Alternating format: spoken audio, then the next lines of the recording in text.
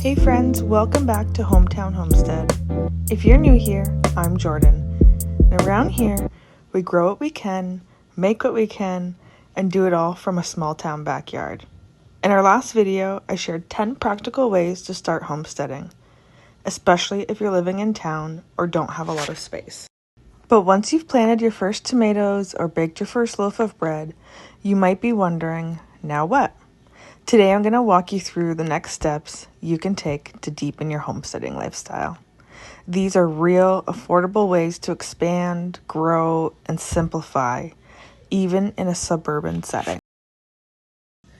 Let's start with your garden. If you've already got a few containers or raised beds going, your next step might be to think vertical. Not everyone has space to add more ground beds, but most of us have vertical space that we're not using. Think trellises, hanging baskets, or a pallet garden mounted to a wall or fence. So climbing plants like peas, beans, cucumbers, and even squash, they can grow up instead of out, saving you a ton of room. You can build a trellis from branches, old crib rails, or dollar store stakes. We picked up a lattice for under $15 at Canadian Tire last year, and it totally transformed how much we could grow. And even inside in the house, you can stack window shelves with herbs like basil and chives. Use your sunny kitchen window or a cheap grow light setup to make it work year-round. The goal is to get creative with your space and squeeze more out of what you already have. Once you start harvesting even the tiniest crop, like a basket of strawberries or a bowl of cherry tomatoes, you'll quickly realize you can't eat it all at once. And that's where preserving comes in. This is one of the most rewarding parts of homesteading, and it's easier than most people think. You can start with something super simple, like freezer jam or dehydrated herbs. All you need is a clean jar and a freezer, or a baking tray and your oven on low. If you're ready to dive a little deeper, try warm bath canning, your own tomato sauce, or pickles. These preserved foods help stock your pantry for winter and stretch your harvests for months. And if you didn't grow enough this season to preserve, no worries. Watch for local deals like when rhubarb or strawberries go on sale at Zayre's and Food Basics. A few baskets bought on discount can be turned into jam, pie filling, or frozen smoothie packs to enjoy all year long. Homesteading is also about getting back to basics, and one of the most powerful ways to do that is by making one new thing from scratch every week. It doesn't have to be fancy. Start with something your family eats all the time, like sandwich bread, salad dressing, or even homemade granola. For us as a family, it began with garlic buns. We were tired of store-bought bread that tasted bland and went moldy so fast. So I learned how to bake at home, and now it's something we look forward to every week. After that, we tried yogurt, then the cleaners, then cheese. Before long, these homesteading swaps have become just a part of our weekly life. Just remember, start small. You don't need to overhaul everything in one night.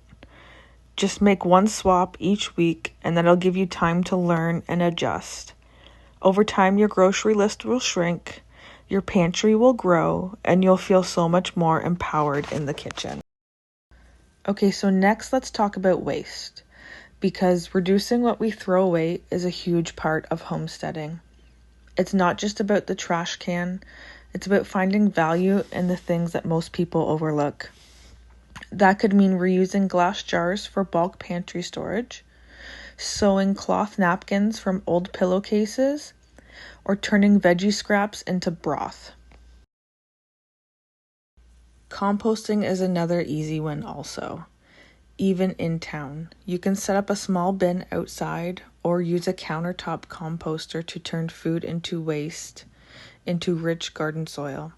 And if composting isn't your thing yet, just freeze your veggie scraps and use them for broth before tossing them. We also love making beeswax wraps or using thrifted fabric to cut down on plastic. You'd be amazed at how many of these things you already have in your home. Reducing waste isn't about being perfect, it's about being mindful. Little changes make a huge impact. Homesteading is a lifelong learning process, and one of the best ways to stay motivated is to pick one new skill to learn each season. Maybe this summer it's dehydrating. In the fall, maybe it's seed saving. Winter is perfect for learning how to ferment or bake sourdough. And in the spring, maybe you try grafting fruit trees or starting seeds indoors. You don't need to become an expert all at once. Pick one topic, dive in, and enjoy the learning process. Libraries in Ontario often offer free books or even tool rentals. And there are a ton of free resources online, like YouTube tutorials, local Facebook groups, and community workshops. When you treat each season as an opportunity to grow, not just in your garden, but in your own knowledge, you'll find that homesteading becomes more than a hobby. It becomes a way of life. Homesteading isn't about having a perfect farm. It's about doing what you can, where you are, with what you have. If you've already started your first steps, like growing herbs or baking bread, you're already homesteading. Now it's just about going deeper. I really hope today's ideas give you some inspiration for what to try next. Let me know in the comments what your next homesteading goal is. I'd love to cheer you on. And if you haven't subscribed yet, we'd love to have you as part of our hometown homestead family. Thanks for watching, and remember, it's not about perfection, it's about intention. One small step at a time. We'll see you next time.